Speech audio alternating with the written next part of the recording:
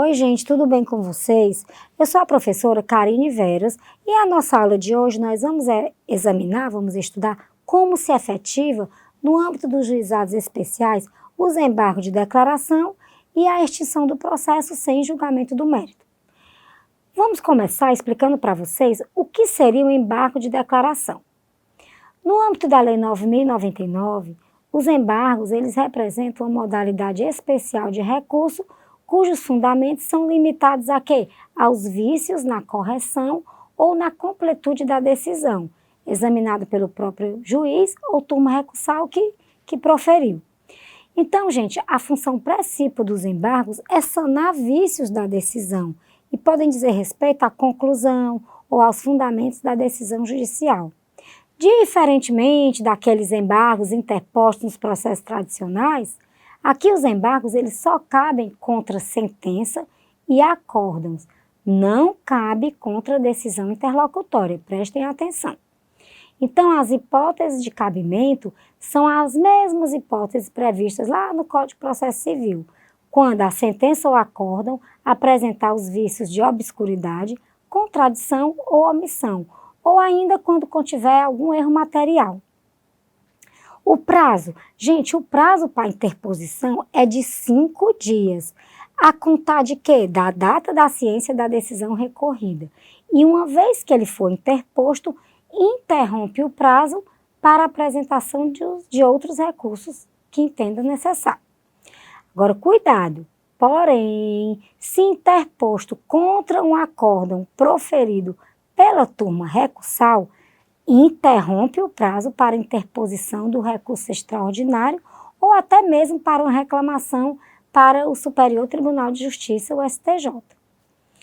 Os embargos de declaração, eles podem ser opostos de forma escrita ou oral, mas em regra ocorre quando a sentença for proferida na própria audiência, que aproveita ali e faz oral.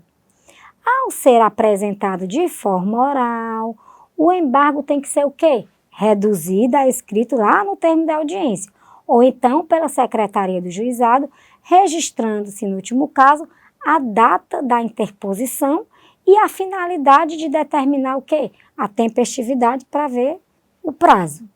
Agora, se por acaso os embargos conduzirem a modificações na decisão proferida, é prudente o quê? A oitiva da parte contrária antes do julgamento. Agora, cuidado, gente, prestem atenção.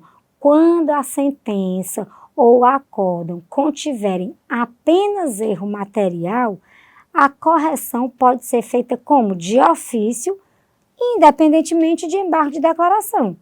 Lá na vara é observado e eles já fazem isso. Na vara não, na Secretaria do Juizado.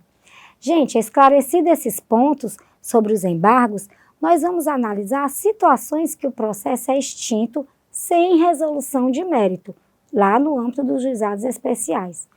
Pessoal, a palavra mérito no processo civil é sinônimo da pretensão inicial daquilo que o autor pede. Quando se diz que o juiz extinguiu o processo sem resolução do mérito, significa que ele encerrou sem examinar o pedido, Examinem o artigo 51 da Lei 9.099, porque ele traz, em rol não exaustivo, as formas de extinção do processo sem resolução do mérito que são dirigidas exclusivamente para os juizados especiais. Então, gente, o grande número de situações que podem causar o término do procedimento decorre o quê? De sua especialidade e da necessidade de preservar o direito de ação e de defesa das partes.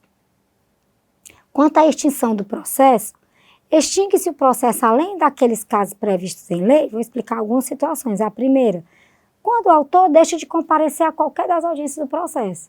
Segundo, quando for inadmissível o procedimento que foi instituído pela Lei 9.099 ou seu prosseguimento após a conciliação. Terceiro, quando for reconhecida a incompetência territorial. Quarto, quando se der a superveniência de qualquer dos impedimentos previstos lá no artigo 8º da Lei 9.099, que sejam relativos à capacidade processual da parte. Quinto, quando falecido o autor, a habilitação depender de sentença ou não se der no prazo de 30 dias.